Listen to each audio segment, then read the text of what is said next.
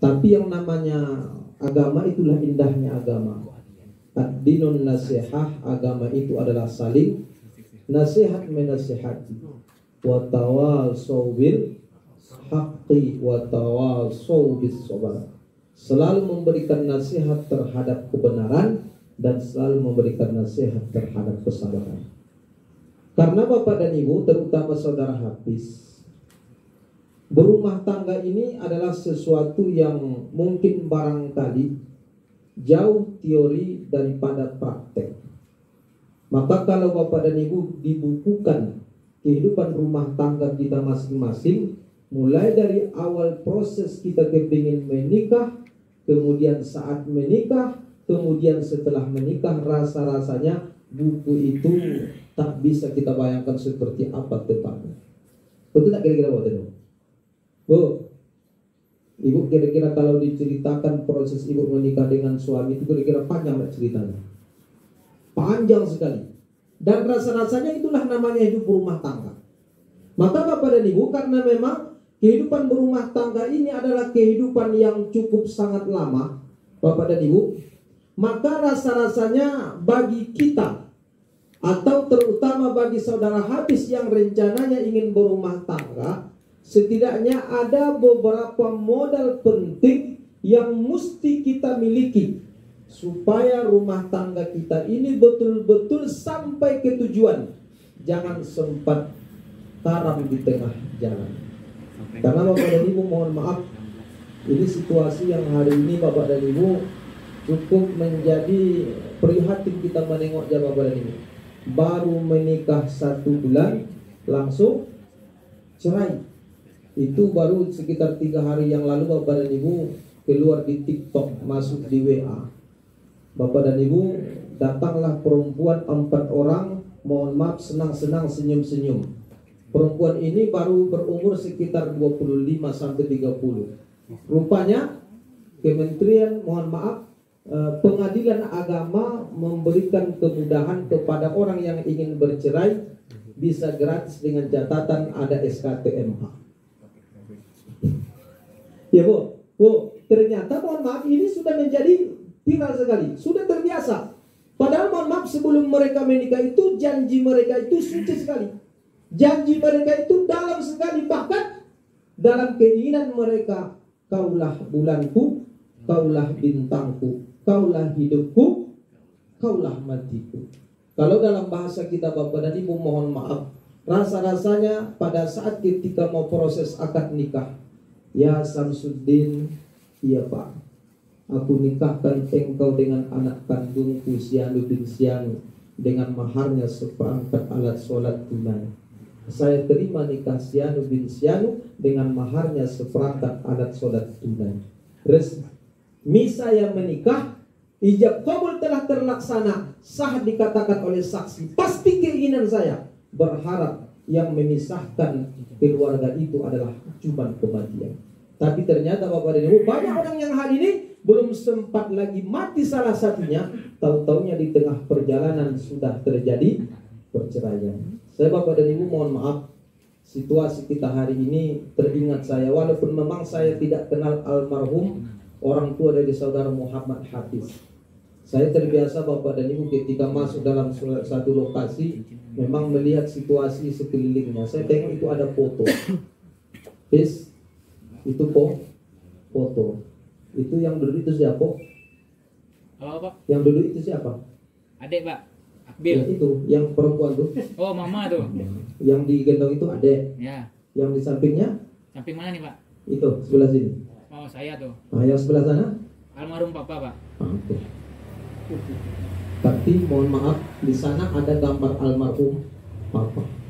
Almarhum itu berarti sudah meninggal dunia. Artinya proses Hafiz dari kecil seperti ini, mungkin Papa telah meninggal dunia.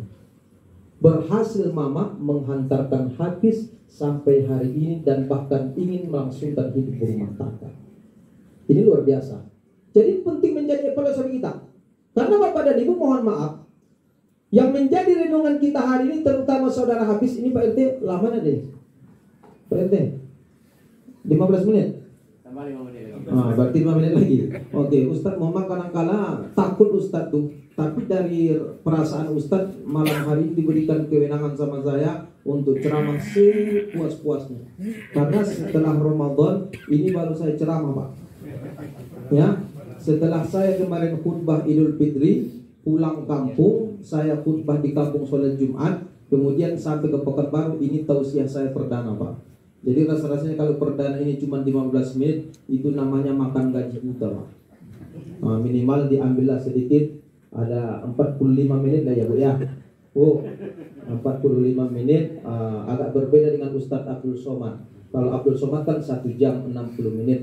Cuman beda Ustadz Abdul Somad dengan Ustadz Samsudin cuma 1. Kalau Ustadz Abdul Somad ditransfer, kalau saya cash. Nah itu juga bedanya. Insya Allah. Jadi Bapak dan Ibu yang dimuliakan Allah Subhanahu Wa Taala. Jadi ternyata karena memang rumah tangga ini tujuan utamanya bagaimana menjadi keluarga yang sakinah mawaddah warahmah. Tadi adinda kita telah membacakan ayat dalam surah Ar-Rum di ayat yang ke-21. Wa min ayatihi an khalaqalakum min anfusikum azwajan litaskunu ilaiha wa ja'ala bainakum mawaddatan wa rahmah inna fi dzalika laayatin liqaumin yatafakkarun. Dalam surah Ar-Rum ayat yang ke-21. Wa min ayatihi an khalaqalakum min anfusikum azwajan litaskunu ilaiha wa ja'ala bainakum mawaddah.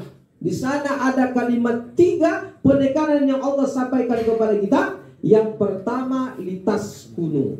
Taskunu itu kalau dalam bahasa kita Bapak dan Ibu sakinah. Sakinah itu maknanya adalah ketenangan.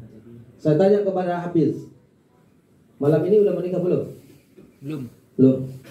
Kira-kira hatinya tenang atau gelisah? Atau galau? Lumayan gelisah. Belum terdapat ketenangan. Yakin kira-kira? Besok kalau seandainya sudah resmi menjadi seorang suami, sah dikatakan oleh saksi. Kira-kira yang gelisah itu menjadi tenang atau tambah gelisah? Tenang, insyaallah. Tenang, yakin? Insyaallah. Yakin? Yakin. Insya. Kenapa? Karena memang tujuan dari pernikahan itu lintas gunung. Tenang, adem, bahagia, tenang, tak ada memikirkan yang lain. Kenapa? Karena Bapak dan Ibu bayangkan, ya, salah satu jenis kesempurnaan seorang laki-laki dikatakan dia seorang laki-laki yang sempurna ketika dia menjadi seorang suami. Itu yang dikatakan laki-laki sempurna, Pak. Jadi mohon maaf nih Pak ya, bukan bagi Bapak yang hari ini sudah meninggal dunia istrinya, itu kan sudah pernah juga tuh. Jangan pula kadang-kadang itu, Ustadz kok ngomong kayak gitu, ya udah saya cari lagi yang lain, jangan pula gitu. Tapi kalau rasa-rasanya sanggup, tidak apa-apa Pak. Kita boleh tuh Pak. Insya Allah. Jadi ternyata litas gunung ilaiha, terjadi ketenangan. Kemudian mawaddah itu juga terjadi kebahagiaan dalam hatinya. Orang yang sudah menikah pasti bahagia. Sudahlah tenang, bahagia lagi. Kemudian yang terakhir adalah warahmah, timbul rasa kasih dengan sayang. Saya yakin dan percaya kalau ditanya kepada Hafiz, kepada calon istrinya, kira-kira sayang tak kepada calon istrinya? Itu kalimat sayang itu cuma mengambang entah kemana-mana. Yang dikatakan sayang itu belum jelas, dia dikatakan sayang. Karena sayangnya orang yang sebelum menikah dengan menikah itu Pak beda. Betul tak kira? Kira-kira Pak beda tak kira-kira? Sayangnya orang yang belum menikah dengan yang sudah menikah. Kalau orang yang belum menikah dia mengatakan sayang itu cuman mohon maaf, cuman sekedar halusinasi saja, cuman sekedar khayalan saja, tak terlalu terasa sayang yang sebenarnya itu kepada calon istri kita. Tapi kalau sudah menikah, rasa kasih dengan sayang itu betul-betul ditumpahkan lahir dengan batin.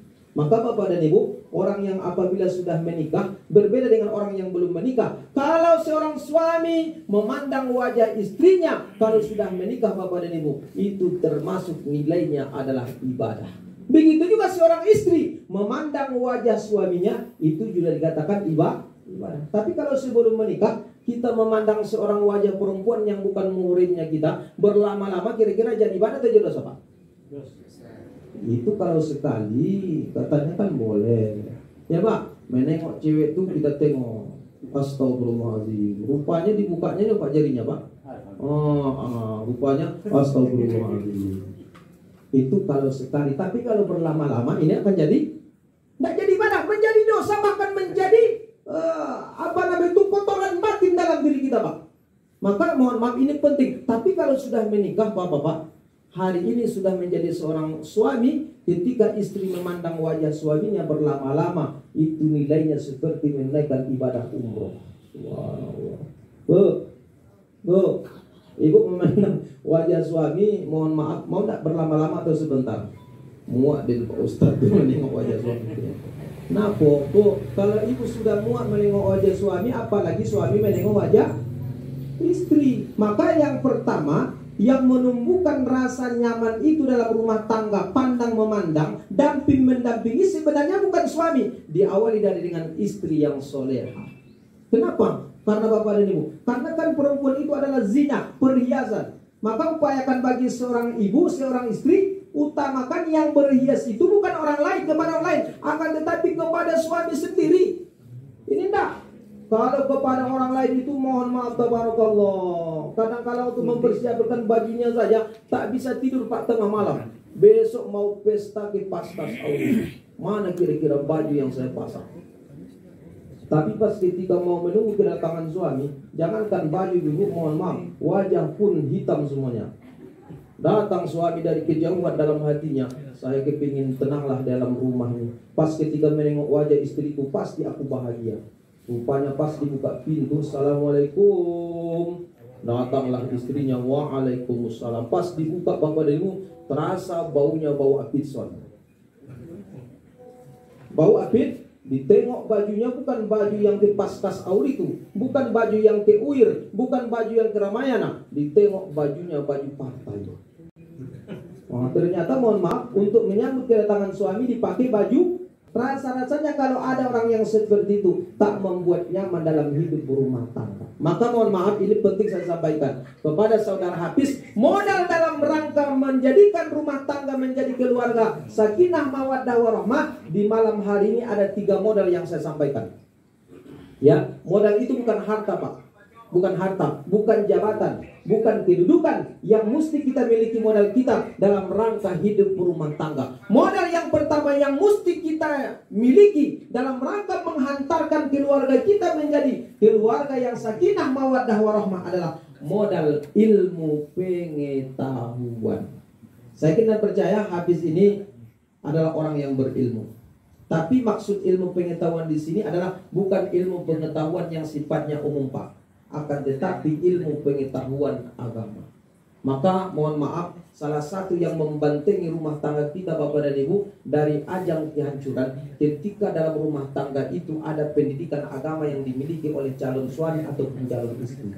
Maka konsep Rasul Sallallahu Alaihi Wasallam ketika dia menawarkan kepada seorang laki-laki atau seorang perempuan ingin menikah dengan seorang laki-laki, apa kata Rasul? Tangkihul mar'atu, nikahilah perempuan itu li arba'iha, ketika melihat 4 macam. Yang pertama lima liha, ditengok, mohon maaf, yang pertama li jamaliha, karena kecantikannya. Yang kedua lima liha, karena hartanya. Yang ketiga li hasabiha, karena keturunannya. Yang keempat adalah lidiniha, karena agamanya. Kalau seandainya di antara yang 4 macam ini tidak ada semuanya, maka pilihlah salah satunya adalah lidiniha, karena beragama. Biarkan dia tidak cantik, biarkan dia tidak kaya, biarkan dia tidak memiliki keturunan yang baik, akan tetapi kalau agamanya agama yang baik, insya Allah selamatlah hidup rumah tangga kita. Maka Bapak dan ini penting, ya. Jadi saya kena percaya si Hafiz ini ketika memandang wajah si Siska bukan karena cantiknya. Yang dilihat pertama karena cantiknya atau karena apa? Karena sifatnya Pak. Karena sifatnya. Sifat itu berarti identik dengan kelembutan hati, berarti karena agamanya. Karena kalau cantik itu ibu-ibu mohon maaf, ibu makin tua makin cantik atau makin jelek? Ayo, ibu sendiri makin cantik ya Bu, makin. Saya perhatikan kalau mohon maaf ada foto ibu umur 15 tahun yang lalu dibandingkan foto yang sekarang. Mari kira-kira yang lebih cantik Bu. Kalau sekarang mohon maaf tidak ada lagi dong. Wajah yang cantik itu makin lama makin luntur. Ya Pak, kulit yang kencang itu makin lama makin kendor. Sama dengan bapak-bapak. Kalau kita makin lama hidup Bapak dan Ibu, kekuatan fisik kita itu bukan makin lama makin kuat, makin lama makin roboh, makin lama makin lemah. Maka posisi yang bertahan itu dalam rumah tangga itu adalah karena agamanya. Kalau sudah agamanya ada dalam rumah tangga, insya Allah selamatlah hidup rumah tangga Bapak dan Ibu. Seorang suami karena betul-betul mampu dia memiliki pendidikan agama, mampu dia menjadi seorang imam dalam rumah tangganya. Imam dalam segi apapun. Dalam ibadah sholat mampu dia menjadi imam. Ini kadang-kadang mohon maaf dan Ibu, pernah satu kejadian menikahlah suami dengan istri, lahir anaknya. Untuk mengazankan anaknya saja tidak pandai suaminya Pak. Datanglah istrinya, bang, azankan dulu anak kita. Dipegang oleh suaminya lah anaknya. Allahu Akbar, Allahu Akbar, Allahu Akbar. La ilaha istrinya. Bang, itu azan atau takbiran tuh? Takbiran tuh rupanya deh. Rupanya suaminya tak pandai tak pandai azan. Bahkan mohon maaf, ada seorang suami yang mengazankan anaknya, mohon maaf, azan itu dikiranya komat Pak. Ini penting, karena mohon maaf ini penting habis. Memang ini menurut kita sepele, tapi ternyata inilah awal kita untuk menjadikan keluarga kita menjadi keluarga yang sakinah mawaddah warahmah. Karena saya kita percaya tujuan dari rumah tangga itu bagaimana kita memiliki keturunan setelah kita. Alangkah mohon maaf sedihnya ketika seorang suami dengan istri lama mereka menikah tapi tak punya keturunan, pasti merasa sedih. Tapi kalau sudah punya keturunan, pasti berharap keturunannya ini menjadi keturunan yang sempurna. Maka modal yang pertama, milikilah pengetahuan agama. Perdalam lagi bagaimana cara sholat yang benar. Nanti jangan sempat mohon maaf habis tak pandai sholat, istri pun tak pandai, kacau. Kacau Pak. Usahakan mohon maaf ketika betul-betul kita sudah resmi menjadi suami dengan istri, di malam hari sebelum kita tidur, manfaatkan kita sholat berdua, sholat tahajud berjamaah. Menyesalkan, ya Allah, selama kami belum menikah kami banyak dosa kepadamu ya Allah. Mata kami sering melakukan dosa, telinga kami sering mendengarkan dosa, mulut kami sering mengucapkan kalimat-kalimat dosa. Di malam hari ini kami berdua bermunajat kepadamu ya Allah, ampunilah dosa-dosa kami ya Allah. Itu dulu yang pertama. Supaya apa? Karena memang itulah awal kita mendekatkan diri kita kepada Allah Subhanahu wa ta'ala. Lalu yang kedua, modal yang tak kalah pentingnya, di samping kita memiliki modal ilmu pengetahuan, yang tak kalah pentingnya adalah modal dalam rangka tanggung jawab. Ini penting Pak, karena mohon maaf, kalau selama ini Hafiz sebelum menikah, pernah nggak kira-kira Hafiz dia masak sendiri di rumah? Mana mamanya ini? Dia kalau Hafiz ini sudah dewasa kayak gini, dia kalau mau berangkat kerja dibangunkan atau bangun sendiri? Ini salah satu contoh nipis. Tidak bisa dijawab oleh mama dong. Ketika mau berangkat kerja dipaksa untuk bangun atau tidak? Ini penting Pak. Karena mohon maaf, tanggung jawab setelah kita menikah, selama sebelum kita menikah, yang kita tanggung jawab diri kita sendiri. Ya, yang kita tanggung jawab adalah pribadi kita sendiri. Tapi kalau sudah menikah, kita punya tanggung jawab yang besar. Siapa tanggung jawab kita? Adalah istrinya kita. Maka dalam Al-Quran disebutkan ar-rijalu qawwamuna 'alan nisa. Laki-laki itu adalah pemimpin terhadap perempuan. Artinya tanggung jawab yang paling besar itu dalam rumah tangga bukan tanggung jawab istri kepada suami, akan tetapi tanggung jawab suami kepada istri. Ini penting saya sampaikan, karena Bapak dan Ibu mohon maaf, kunci seorang istri itu masuk surga pertama karena memang suaminya selalu memberikan tanggung jawab yang baik kepada istrinya. Kalau suami lepas tanggung jawab terhadap istrinya, dipastikan keluarga itu akan hancur. Maka tanggung jawab ini selalu diabadikan Bapak dan Ibu. Ketika nanti besok kalau Hafiz sudah menikah, pasti rasa tanggung jawab itu diucapkan oleh Hafiz kepada istrinya Siska dengan berbentuk perjanjian. Itu namanya tanggung jawab Pak. Ya, nanti besok dibaca wa aufu bil ahdi innal ahda kana mas'ula. Penuhilah janji, karena sesungguhnya janji itu akan diminta pertanggungjawabannya di hadapan Allah. Pada hari ini Sabtu tanggal 20 April tahun 2024, saya Muhammad Hafiz berjanji dengan sepenuh hati akan mempergauli istri saya yang bernama Siska dengan cara muasarah bil ma'ruf. Apabila saya, satu, meninggalkan istri saya 6 bulan lamanya, 2, atau menyakiti badan istri saya, 3, dan seterusnya. Kemudian istri saya tidak suka dan tidak ridho atas kelakuan saya, dia mengadukan kepada pengadilan agama, lalu dia membayar 10.000 rupiah sebagai iwat pengganti kepada saya, maka jatuhlah tolak saya 1 kepadanya. Hafal nggak kira-kira Bapak Batu, Pak? Gak hafal tuh ternyata. Bu, Beko kalau sudah sampai ke rumah, tunjukkan buku nikah itu lagi halaman yang terakhir sama suami, Bang. Baca koha. Iko yang abang ucapkan waktu menikah kita 30 tahun yang lalu. Ini mohon maaf, kadang-kadang seorang suami ketika dia membaca sikut taklif waktu dia menikah, Bapak itu cuman masuk telinga kanan, keluar telinga kiri. Mohon maaf, ini adalah janji. Penuhilah janji, karena janji itu akan diminta pertanggungjawabannya di depan Allah Subhanahu wa ta'ala. Lalu yang terakhir, apalagi modal yang tak kalah pentingnya Bapak dan Ibu? Di samping kita memiliki modal ilmu agama, yang kedua modal tanggung jawab yang tak kalah pentingnya adalah modal kita memiliki mental yang kuat.